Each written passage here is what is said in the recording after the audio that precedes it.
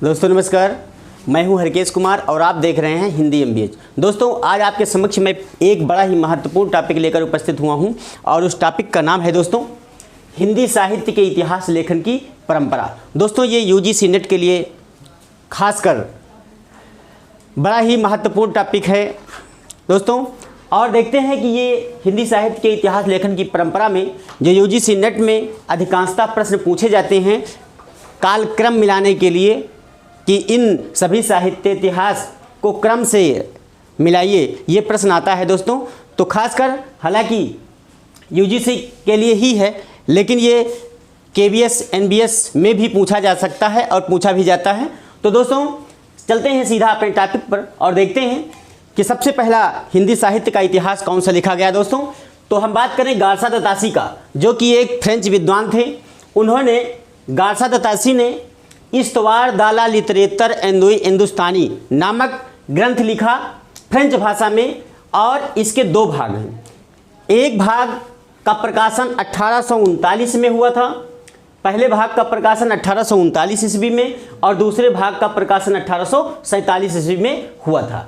दोस्तों इसका जो दूसरा संस्करण आया था वो 1871 ईस्वी में आया था, और 1871 ईस्वी में दूसरा संस्करण आया था और इसके संपूर्ण ग्रंथ को 3 भागों में डिवाइड कर दिया गया। दोस्तों अब देखते हैं हम शिव सिंह सेंगर का। शिव सिंह सेंगर बड़े ही विद्वान थे और उन्होंने एक ग्रंथ लिखा जिसका नाम शिव सिंह सरोज है। इसका प्रकाशन 1883 माना जाता है। और दोस्तों ये 1883, इसमें हालांकि मतभेद है, लेकिन फिर भी आपको बता दें कि डॉक्टर नगेंद्र और डॉक्टर रामकुमार वर्मा ये दो विद्वान थे जो शिव सिंह सरोज को 1883 ईस्वी में प्रकाशित मानते हैं। दोस्तों दो विद्वान हैं, डॉक्टर नगेंद्र और डॉक्टर रामकुमार वर्मा, ये दोनों शिव सिंह सरोज को 1883 ईस्वी में प्रकाशित मानते हैं।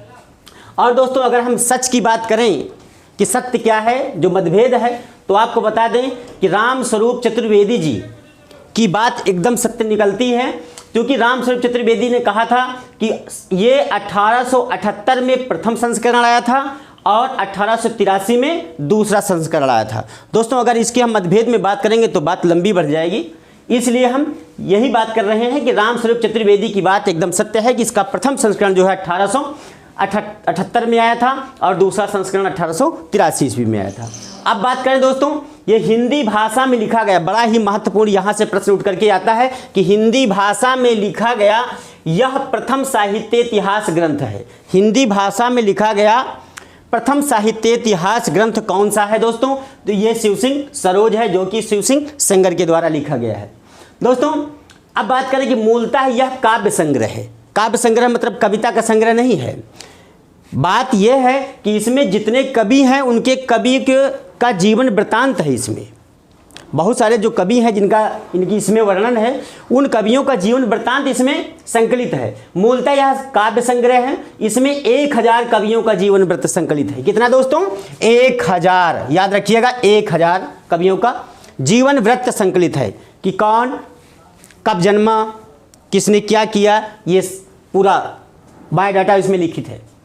अब दोस्तों बात करें हम जॉर्ज ग्रियर्सन की, तो आप जानते हैं जॉर्ज ग्रियर्सन का जो इतिहास ग्रंथ है the modern vernacular literature of Hindustan, the modern vernacular literature of Hindustan.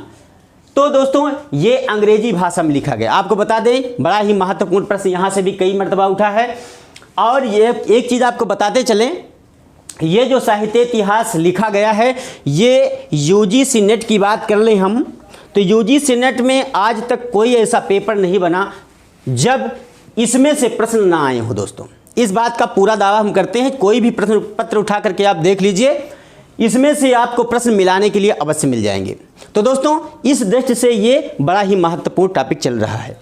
तो दोस्तों बात करें हम the modern vernacular literature of Hindustan की, तो ये अंग्रेजी भाषा में लिखा गया।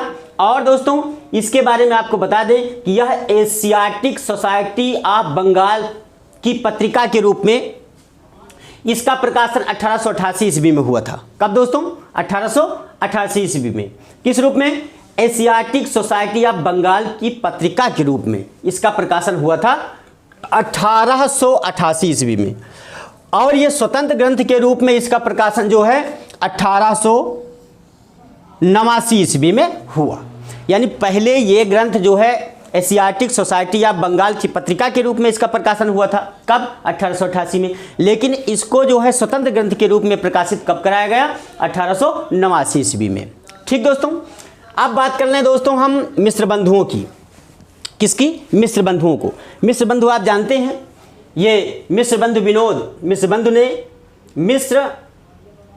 विनोद नामक बहुत बड़ा ग्रंथ लिखा गया, और ये 3 भाइयों ने मिलकर के लिखा था इसको, और तीनों ये बिहार के ही थे।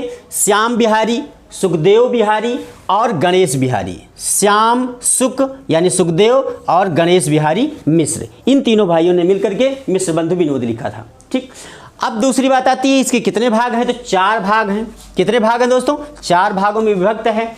जो प्रथम 3 भाग हैं उसका प्रकाशन 1913 ईस्वी में हुआ था। 1913 ईस्वी में हुआ था। और दोस्तों चतुर्थ भाग का प्रकाशन 1934 ईस्वी में हुआ। कब हुआ दोस्तों? जो चौथा भाग है उसका प्रकाशन 1934 ईस्वी में हुआ। मिश्र बंधु विनोद के 4 भाग हैं। प्रथम 3 भाग का प्रकाशन 1913 ईस्वी में हुआ, और चतुर्थ भाग का प्रकाशन 1934 ईस्वी में हुआ। दोस्तों समझ में आई बात?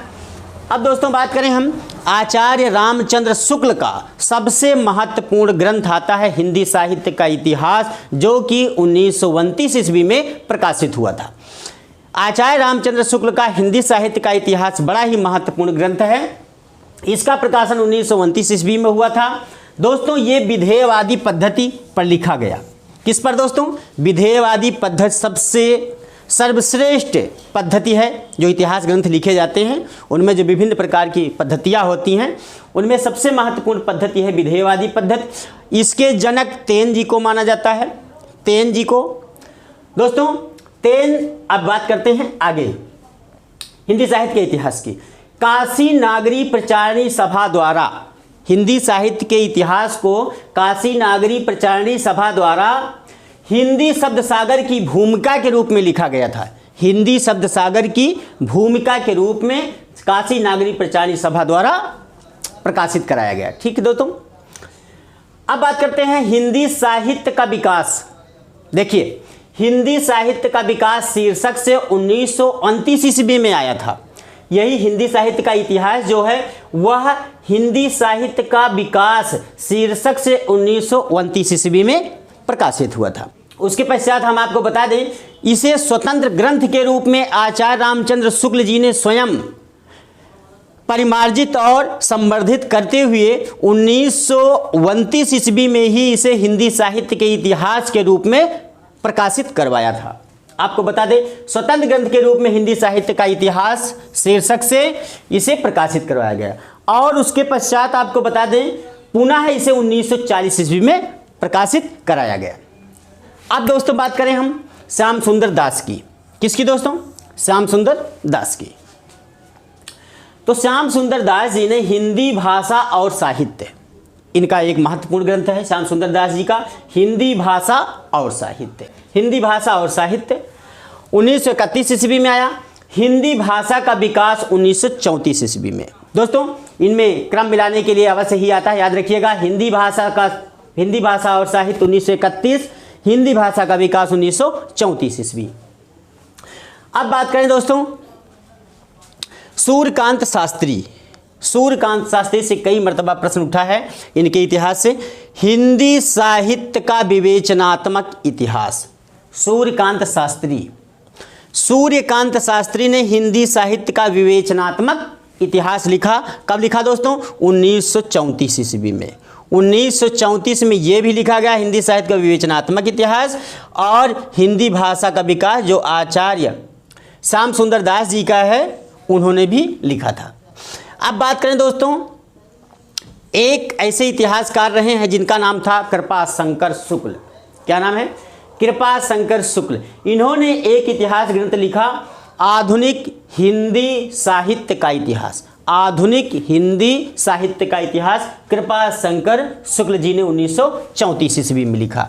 अब बात करते हैं 1934 की, तो 1934 में 3 ग्रंथ महत्वपूर्ण हो गए। एक 1934 में आधुनिक हिंदी साहित्य का इतिहास लिखा गया कृपा शंकर शुक्ल का। दूसरा श्याम सुंदर दास का 1934 में लिखा गया हिंदी भाषा का विकास। तीसरा सूर्यकांत शास्त्री जी का लिखा गया हिंदी साहित्य का विवेचनात्मक इतिहास 1934। 3 हो गए दोस्तों। कृपा शंकर शुक्ल का आपने देखा आधुनिक हिंदी साहित्य का इतिहास। अब बात करते हैं दोस्तों इसके बारे में, एक टिप्पणी इस पर हम कर देते हैं कि आधुनिक हिंदी साहित्य इतिहास पर लिखा जाने वाला प्रथम ग्रंथ है। याद रखिएगा, बड़ा महत्वपूर्ण प्रश्न यहाँ से निकल करके आता है। ये टीजीटी हो, पीजीटी हो, केवीएस हो, एनबीएस हो, इस प्रकार के प्रश्न उठाए जाते हैं। आधुनिक हिंदी साहित्य इतिहास पर लिखा जाने वाला प्रथम ग्रंथ कौन है? तो आधुनिक हिंदी साहित्य का इतिहास 1934 है। किसका है दोस्तों? ये कृपा शंकर शुक्ल जी का है। एक नई बात निकल कर आती है। डॉक्टर राम कुमार वर्मा भी बहुत बड़े आलोचक रहे हैं। अब बात करते हैं डॉक्टर राम कुमार वर्मा, जिनका जन्म 1905 में हुआ था। हिंदी साहित्य का आलोचनात्मक इतिहास, हिंदी साहित्य का आलोचनात्मक इतिहास इन्होंने लिखा 1938 ईस्वी में, हिंदी साहित्य का आलोचनात्मक इतिहास। अब बात करते हैं दोस्तों अगले इतिहास ग्रंथ की, तो वो विश्वनाथ प्रसाद मिश्र जी ने लिखा हिंदी साहित्य का अतीत। 2 भाग, हिंदी साहित्य का अतीत विश्वनाथ प्रसाद मिश्र जी का। ये इसके 2 भाग हैं। एक का प्रकाशन, पहले भाग का प्रकाशन 1959 ईस्वी में और दूसरे भाग का प्रकाशन 1960 ईस्वी में हुआ था। तो दोस्तों विश्वनाथ प्रसाद मिश्र का ये इतिहास ग्रंथ बड़ा ही महत्वपूर्ण है। अब बात करते हैं दोस्तों एक और ग्रंथ आचार्य विश्वनाथ प्रसाद मिश्र का है वांग्मय विमर्श। ये कई बार प्रश्न पूछा गया है, डायरेक्ट भी पूछा गया है और कालक्रम मिलाने के लिए भी दिया गया है। तो वांग्मय विमर्श आचार्य विश्वनाथ प्रसाद मिश्र जी का 1944 ईस्वी में आता है। कब का है? 1944 ईस्वी। अब बात करें हम अगले इतिहास ग्रंथ की, तो आचार्य हजारी प्रसाद द्विवेदी बहुत बड़े आलोचक रहे हैं और इतिहासकार भी रहे हैं। आचार्य हजारी प्रसाद द्विवेदी का हिंदी साहित्य की भूमिका, हिंदी साहित्य की भूमिका 1940 ईस्वी, हिंदी साहित्य की भूमिका 1940 ईस्वी आपको मालूम है। और आपको बता दें इसमें 10 अध्याय हैं। हिंदी साहित्य की भूमिका 1940 ईस्वी में लिखा गया इतिहास ग्रंथ है। इसमें 10 अध्याय हैं। कितने अध्याय दोस्तों? 10 अध्याय। अब हजारी प्रसाद द्विवेदी का एक और इतिहास ग्रंथ लेते हैं जिसका नाम है हिंदी साहित्य का आदिकाल। हिंदी साहित्य का आदिकाल 1952 ईस्वी। कब दोस्तों? 1952 ईस्वी, 1952। गा नंबर की बात करें तो हिंदी साहित्य, तीसरा इनका इतिहास ग्रंथ हजारी प्रसाद द्विवेदी का हिंदी साहित्य कब लिखा गया दोस्तों? ये भी 1952 ईस्वी में लिखा गया। अब दोस्तों बात कर लेते हैं जो हिंदी साहित्य है हजारी प्रसाद द्विवेदी का इतिहास ग्रंथ, इसे डॉक्टर नगेंद्र दूसरा नाम देते हैं, कोई दूसरा उपनाम देते हैं। हिंदी साहित्य जो लिखा गया इनका इतिहास ग्रंथ, इसे डॉक्टर नगेंद्र दूसरा नाम देते हैं। क्या देते हैं? कहा कि जो हिंदी साहित्य है उसका एक और नाम है हिंदी साहित्य उद्भव और विकास। ये कौन नाम देता है? डॉक्टर नगेंद्र देते हैं। कौन दोस्तों? डॉक्टर नगेंद्र कहते हैं जो हिंदी साहित्य है 1952 जो प्रकाशित हुआ उसका सही नाम हिंदी साहित्य उद्भव और विकास होना चाहिए। अब दोस्तों बात कर लेते हैं डॉक्टर नगेंद्र की। डॉक्टर नगेंद्र इतने बड़े आलोचक रहे हैं कि इनके इतिहास ग्रंथ को कोई भी व्यक्ति जो हिंदी पढ़ता है इनके इतिहास ग्रंथ को पढ़ना उसके लिए आवश्यक हो जाता है। इतना मतलब हिंदी का एक प्रकार से जो आधार है वो है हिंदी साहित्य का इतिहास। उधर आचार्य रामचंद्र शुक्ल का आप जानते ही हैं हिंदी साहित्य का इतिहास 1929 ईस्वी। ये दोनों ग्रंथ इतिहास जो ग्रंथ हैं इनको किसी भी व्यक्ति को पढ़ना अनिवार्य हो जाता है, क्योंकि कोई भी किताब पढ़ते हैं आप तो उसका जो आधार है वो हिंदी साहित्य का इतिहास रामचंद्र शुक्ल जी का और डॉक्टर नगेंद्र का हिंदी साहित्य का इतिहास 1973, जिसको डॉक्टर नगेंद्र जी ने इसे संपादित किया था। ये पढ़ना किसी भी व्यक्ति के लिए आवश्यक हो जाता है। तो दोस्तों ये रहा आज का हमारा ये छोटा सा प्रयास। दोस्तों, ये हमारा वीडियो यदि आपको पसंद आया हो तो कृपया लाइक करें, कमेंट करें, शेयर करें और हमारे चैनल को सब्सक्राइब ना किया हो तो सब्सक्राइब अवश्य कर लें। और दोस्तों, बगल में बेल आइकन ज़रूर प्रेस कर दें, क्योंकि समय समय पर आप तक हमारी वीडियो प्रेषित होती रहे दोस्तों, और आप अपने लक्ष्य को प्राप्त करते रहें। तो दोस्तों, चलते हैं, फिर मिलेंगे एक नए वीडियो के साथ।